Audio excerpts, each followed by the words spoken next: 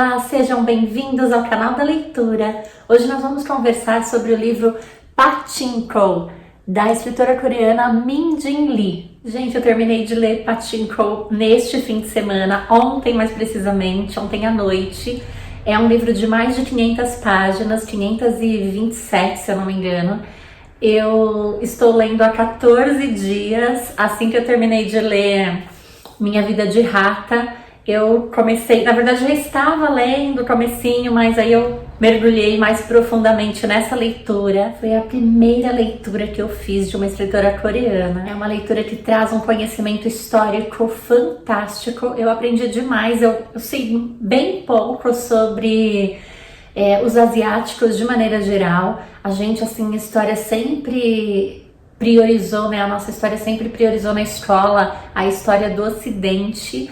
E a gente acaba tendo pouco contato com essa diversidade cultural e eu amei poder aprender um pouco mais e ainda me deliciar com essa literatura maravilhosa. Min Jin Lee, embora tenha nascido na Coreia, ela foi criada nos Estados Unidos, para onde os pais foram durante a guerra, em busca de uma vida mais tranquila, sem violência, em busca de paz, né? A família de Min Jin Lee nos Estados Unidos teve uma vida pobre, de trabalho duro, morando num lugar assim muito inferior ao que eles moravam antes, mas conseguiram, né, viver com paz, que era aquilo que eles almejavam mesmo. Min Jin Lee é historiadora e é na pesquisa que ela encontra a sua maior inspiração para escrever, e por isso que é uma obra assim tão recheada de tantos elementos históricos, de tanta cultura, de tanta aprendizagem para todos nós.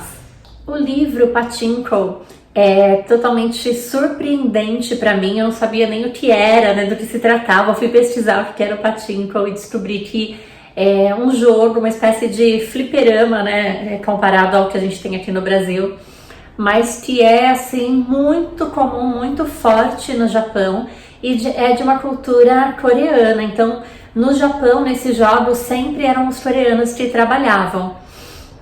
E depois, no próprio livro, eu fui entender que eles trabalhavam nisso até por falta de opção, porque eles eram muito fortemente discriminados, independente de terem nascido no Japão ou não, só por pertencerem a uma família de origem coreana. Eles eram discriminados e ninguém dava emprego administrativo, nenhum emprego japonês para um coreano. Então eles acabavam tendo que trabalhar no que era considerado um subemprego, né? Como trabalhar com jogos, que as pessoas acabavam associando essa função à máfia, e era isso que sobrava para os coreanos. Inclusive, né, aparece muito no livro essa avaliação, que os coreanos existia dois tipos de coreanos: os pobres, que era a maioria, que estavam condenados à pobreza, né, às privações, e os ricos, que aprenderam a ganhar dinheiro sendo mafiosos, trabalhando nos pachinkos, enfim. E assim, é uma triste realidade, é um livro que tem muito fortemente essa questão das generalizações, do preconceito, né, de raça e do preconceito também em relação à mulher. Mostra muito a situação da mulher. Várias vezes na história a gente vê a frase, né, mulher foi feito para sofrer, mulher nasceu para sofrer mesmo. Então a própria resignação dessas mulheres da história, que não tem o que fazer a não ser aceitar esse papel de sofrimento que a vida lhes impõe, tá? Seja pelo sexo forçado, seja pela subordinação aos maridos, enfim, pelo que a história reservou para elas, que em geral não é bom. A história começa lá em 1910, numa pequena ilha de pescadores na Coreia, e ela vai acontecendo, né, e vai passando por vários elementos aí, e termina em 1989. Então pega toda uma trajetória da história da Coreia, do Japão, do domínio que o Japão exerce sobre a Coreia, da forma como a cultura coreana ela é abafada, ela é perseguida, ela é rejeitada. Então os coreanos precisam estudar japonês na escola, Muitos coreanos acabam não aprendendo a própria língua, o preconceito que as crianças coreanas sofrem na escola, como elas são tratadas como porcos, como imundos pelos japoneses de uma maneira geral. E então assim, é um livro que narra assim, muito fortemente uma história que é pouco contada, e aí é justamente esse o objetivo, né? Trazer essa história, saldar de uma certa forma uma dívida aí com um povo que simplesmente foi esquecido esse sofrimento e ficou por isso mesmo. O livro começa contando sobre um casal que tenta ter filhos, mas que pela própria situação ali de pobreza, de falta de estrutura, essas crianças vão morrendo, né, de peste, de problemas diversos, e sobrevive apenas um filho desse casal, que era o que inicialmente parecia ser o mais frágil, um menino com lábio leporino. Então tinha aí um problema, né, físico aí na aparência, e também um menino que tinha uma das pernas tortas e que por isso ele andava se arrastando com bastante dificuldade. Era uma criança totalmente fora do padrão ali, fora do esperado, né, aquela criança perfeita, tão almejada pelas famílias, mas esse menino foi muito amado pelos seus pais. E aí o livro conta, né, que ele foi amado na medida certa, porque ele era muito querido, muito amado, mas os pais tiveram o cuidado de não amá-lo demais, a ponto de torná-lo um menino mimado que não soubesse se virar sozinho. Então eles cuidaram para que ele aprendesse a fazer contas bem, que ele aprendesse, né, a falar, a ir ao mercado, mesmo com dificuldade. Era ele que fazia as compras do mercado. Os pais tinham uma pequena pensão, que eram quartos alugados para os pescadores, que pagavam, né, ali pelo mês, pescavam, acabavam dando muitos peixes para a família, que eram servidos nas refeições. A família também cultivava uma horta ali que servia para o preparo dessas refeições, e assim puderam educar esse menino, né, e criar com todo afeto. Embora esse filho fosse visto como um aleijado, como um deficiente, né, e isso era muito difícil já, né, nessa sociedade, eles conseguiram, né, suprir aí toda a demanda de afeto e ensinar esse menino a andar de cabeça erguida e a ser feliz. Então era um menino muito comunicativo, que se virava bem e que passou até a receber o respeito e a admiração dos vizinhos, que invejavam como esse casal, assim, super simples, conseguiu fazer um filho que retribuía, que trabalhava, que era inteligente, que era trabalhador, diferente de alguns encostados e que acabavam sendo mimados e não querendo ajudar a família. Na história, logo o pai de Rony morre e a mãe fica sozinha com o filho, ela toca a pensão e um dia ela recebe a surpresa da visita de uma casamenteira que tem uma proposta de casamento para o seu filho.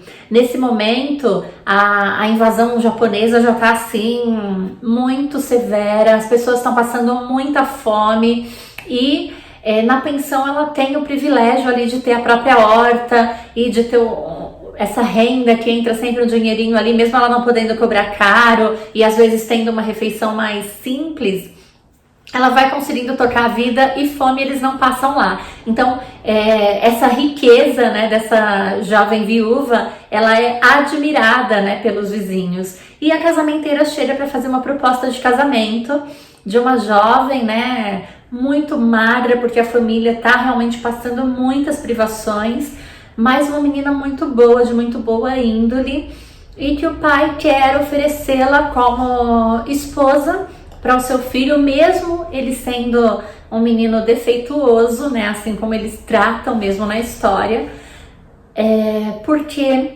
precisam comer. Então ela teria ali alimento, e se a família pudesse doar alguma coisa, um pouco de algodão para eles fazerem roupas, um pouco de alimentos para poder nutrir a família da noiva. E assim acontece o casamento, né, de Rony com essa jovem menina totalmente inexperiente, mas que com a mãe do seu esposo vai aprender a cozinhar, vai aprender a tocar a pensão, e é ela que vai continuar ali o trabalho quando essa sogra também falecer. E aí esse casal, né, o marido com esses problemas todos e essa jovem esposa que aprende o trabalho, que é incrivelmente trabalhadora, que toca a pensão com a ajuda do esposo, eles vão constituir também a família deles.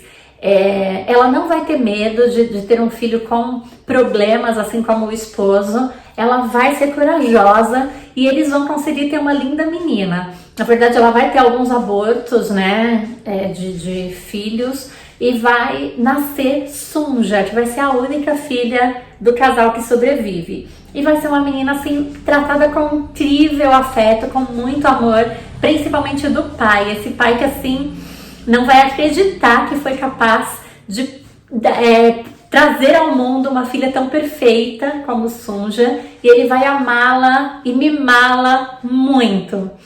Mas infelizmente esse pai vem a falecer. Ele vai ter tuberculose e por mais que a esposa cuide dele, a esposa e a filha, ele morre. Essa esposa ainda é muito jovem, mas ela vai tocar a pensão, vai educar a filha, que vai passar a ajudá-la também. E ela vai conseguir até expandir o negócio no meio da crise ali, ela vai conseguir tocar fortemente ali esse trabalho. E vai trazer inclusive algumas ajudantes para poder ajudarem ali no trabalho. Tudo isso acontece muito rapidamente na história, até que Sunja conhece um forasteiro, né, um coreano rico que pertence à máfia. Ele trabalha ali comprando algumas mercadorias que ele vai vender no mercado negro, e ela começa um relacionamento com ele. E sempre, né, eles dão um jeito de ficar sozinhos no mar ou em alguns lugares mais distantes. E Sunja fica grávida desse homem, que só depois de saber que ela está grávida, revela a ela que é casado e que tem uma família no Japão. Ele gostaria de fazer dela uma amante fixa ali na Coreia, mas Sunja rejeita. Ela tinha aceitado um presente caro dele, um relógio que ela guarda, né, um relógio de ouro, assim, muito valioso.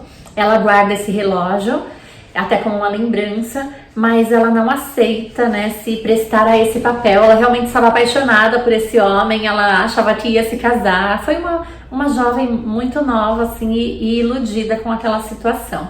Mas ela fica preocupada que ela seria uma vergonha, né, para sua mãe. E ela vai lá, ela conta a verdade para a mãe, que fica preocupadíssima. Nesse contexto todo, chega ali a essa ilha um jovem pastor, Isaac, muito bonito, assim, muito admirado pelas outras jovens todas. E ele chega de passagem, mas muito doente. E ele bate ali na pensão precisando de um abrigo e é cuidado por Sunja e por sua mãe. Ele demora, assim, algum tempo para se recuperar. Ele pretende ir para o Japão para encontrar o seu irmão do meio, né? O mais velho faleceu. Infelizmente ele perdeu o irmão mais velho, que foi morto por se envolver com política. E o irmão do meio, ele trabalha numa fábrica no Japão, e Isaac está indo para lá para assumir uma igreja junto com o pastor. Ele vai ser um pastor auxiliar e tá esperançoso de conseguir chegar lá, mas ele chega nessa pensão muito doente, já com febre, tossindo, saindo gotículas de sangue. Mas, assim como cuidaram do pai, Sunja e sua mãe vão cuidar desse pastor também, até que ele se recupera para ir embora. E num passeio pela praia com a mãe de Sunja, até na tentativa dele se restabelecer, recuperar as forças do corpo para poder viajar, encontrar o irmão, ele pergunta o que está acontecendo, que ela não está bem, e a mãe de Sunja conta, né, sobre a gravidez da filha, como ela foi enganada, e a preocupação da família agora, porque ela simplesmente perdeu, né, qualquer possibilidade de vida que ela teria. E Isaac fica muito pensativo. Ele vai à igreja, ele conversa com um pastor mais velho, mais experiente, e ele resolve pedir Sunja em casamento e assumir o filho dela e convidá-la para ir com ele para o Japão. E é isso que acontece. Sunja vai para o Japão, já casada com Isaac, vai morar na casa do irmão dele com a cunhada, que não pode ter filhos, é um casal que vem tentando ter filhos, mas que não pode. E aí lá no Japão começa uma outra história de desafios, de privações, de fome, de intrigas. E Sunja vai ter que realmente assim arregaçar as mangas e ir para o mercado trabalhar. Vai passar assim por muitas dificuldades. Ela vai ter o seu filho, né, com esse Han-soo, que era o mafioso coreano. Ela vai ter um filho também, o Mozazu, com o seu marido, Isaac. Mas pouco tempo depois, Isaac é preso, porque os cristãos são muito perseguidos pelo governo japonês. Ele vai ser preso e vai ser libertado só para morrer em casa mesmo. Ela vai ficar viúva também muito cedo, com os 2 filhos. E vai trabalhar duro o tempo todo de sol a sol para poder sustentar esses meninos e garantir a educação deles. Eles vão para a escola. O filho mais velho, Noah, ele é incrivelmente inteligente e ele persegue assim o objetivo de ser sempre o melhor para poder sofrer menos. Então, já que na escola os coreanos são sempre tratados muito mal, ele estuda para ser melhor que o melhor japonês da sala e assim conseguir ser um pouco melhor tratado. Mesmo assim, ele vive sozinho, mas pelo menos é menos agredido que os outros. E ele começa a se comportar como um japonês. E assim, é muita coisa, gente, porque é um livro de mais de 500 páginas. Mas esse menino chega aí à universidade. Só que ele vai para a universidade com o dinheiro do pai biológico. Depois ele descobre a sua história de vida e ele fica muito revoltado por ser filho de quem é. Ele admirava muito o pai, que era um homem bom, puro, sábio. E ele se revolta com essa situação, ele abandona tudo, abandona a universidade, abandona a família.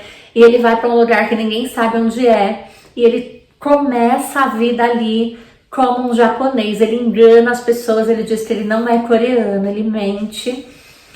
E ele se torna de fato um japonês, vai trabalhar numa casa de pachinko e ele acaba sendo ali posteriormente a pessoa que vai tocar essa casa.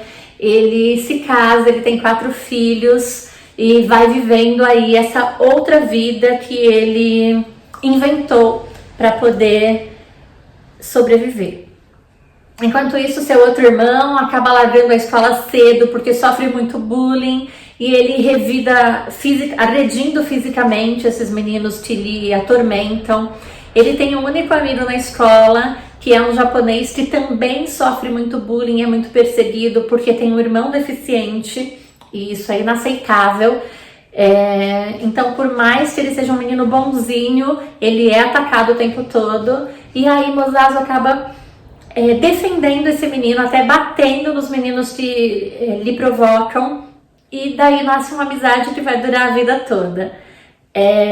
Depois, mais pra frente no livro, a gente descobre que esse amigo japonês de Mozazu, ele é homossexual.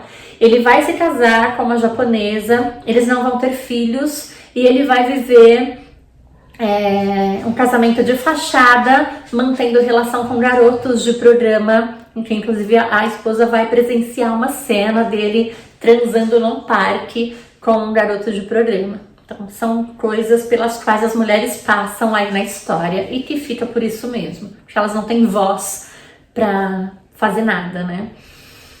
Mozazu se casa também com uma jovem linda, uma jovem que trabalha com costura, ajudando inclusive a mãe japonesa desse seu amigo.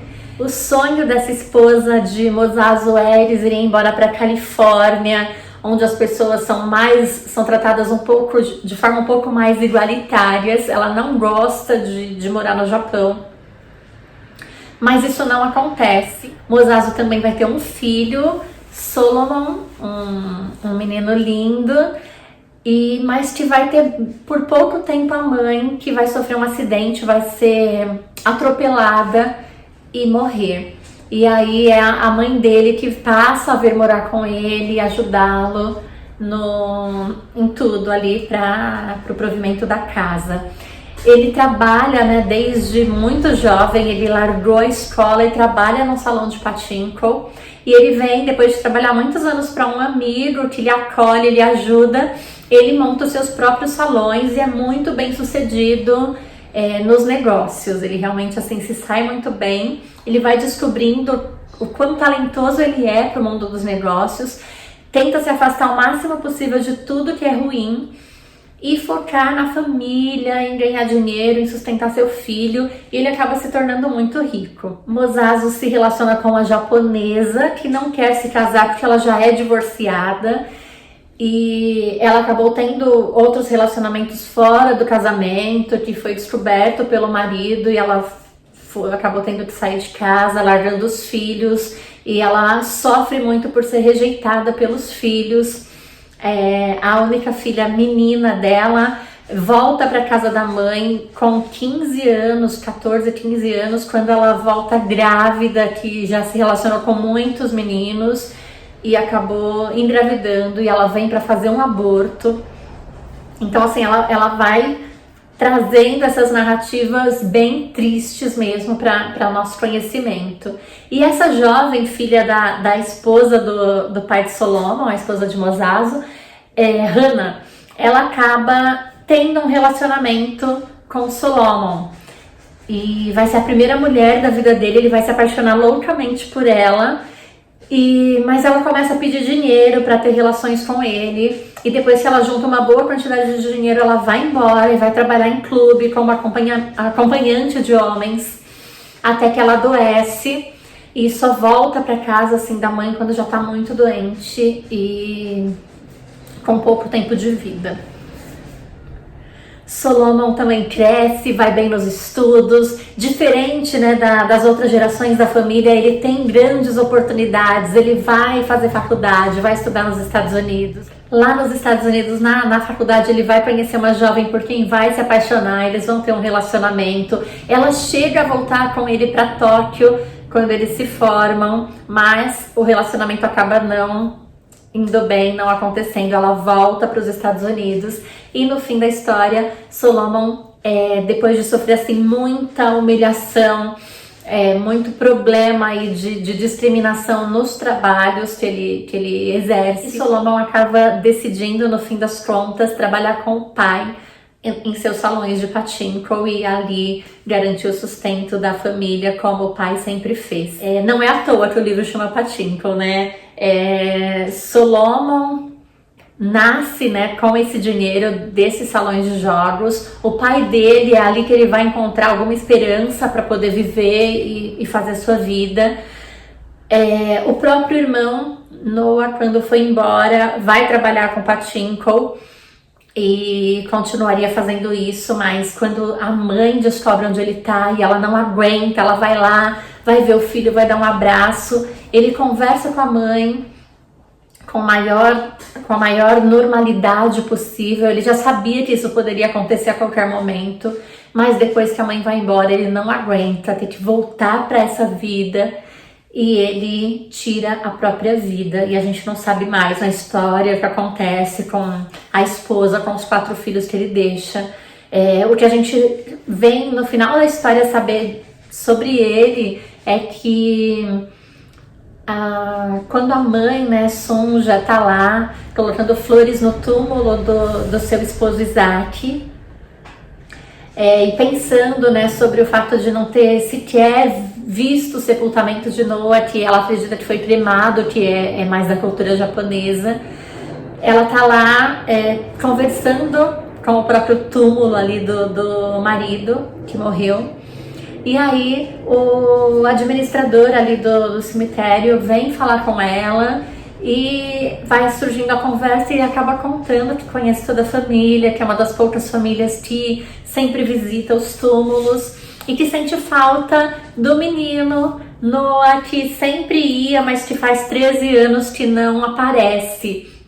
E aí ela fica assim, de uma certa forma, aliviada de saber que ele ia sempre ali visitar o túmulo do pai, e ela encontra aí uma possibilidade de que esse menino esteja bem, que ele esteja com o pai no céu, porque ela aprendeu, né, a acreditar em Deus com o marido, e então ela enterra o chaveirinho com a foto do filho ali junto ao túmulo do pai, simbolizando aí esse final terreno para esse menino. Olha, gente, é uma história assim triste. Eu tô assim resumindo muito porque é impossível contar todos os detalhes, mas tem muito mais conteúdo, muito mais diversidade de cultura, de impacto, de preconceito, de choque de etnias, enfim. É um livro pesado, mas é uma história que a gente não quer parar de ler. É muito gostoso, muito agradável. Quando você pensa que fechou ali, por exemplo, a relação de Sunja, né, com aquele coreano que chegou ali na ilha, a gente acha que ali foi um ponto final, que ela nunca mais vai ver, e do nada o cara aparece e ele sabe tudo sobre a vida dela. De uma certa forma ele vai ser providencial em alguns momentos, né?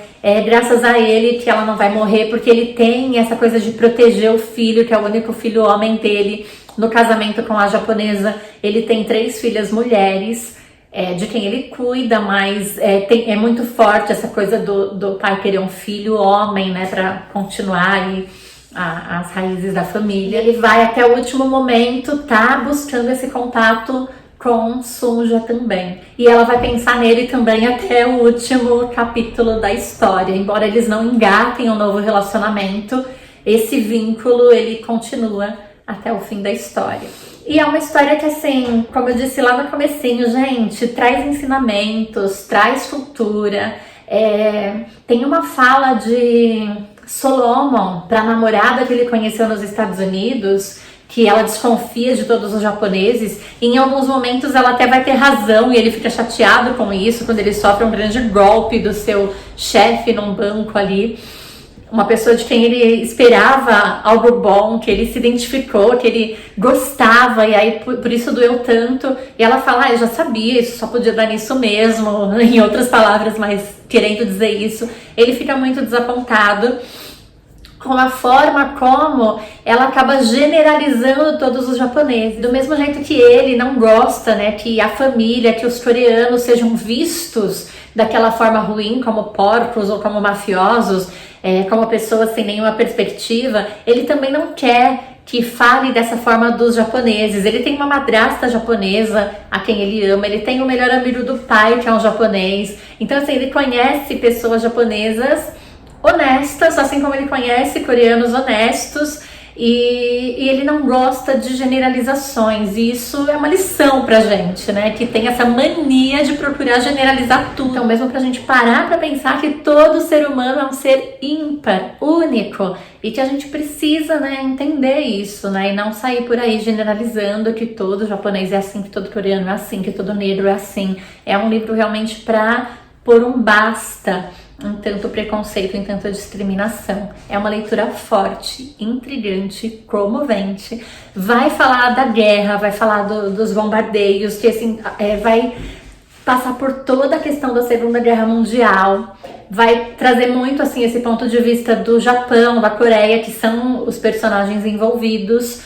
Mas vai trazer um pouquinho do Ocidente também. Vai dar para pensar um pouquinho sobre essa parte também, que a gente já sabe mais da história, e traçar um paralelo. E mostrar, né, esse comércio da guerra também, o quanto algumas pessoas enriqueceram com isso, as pessoas que tiravam proveito, que não queriam que a guerra acabasse. Vai trazer várias histórias dentro de um livro que consegue narrar a história de uma família, de várias gerações dessa família, e retratando todo esse contexto histórico de uma cultura. Gente, é demais! Pachinko, da Mindy Lee, é a dica de hoje do canal da leitura.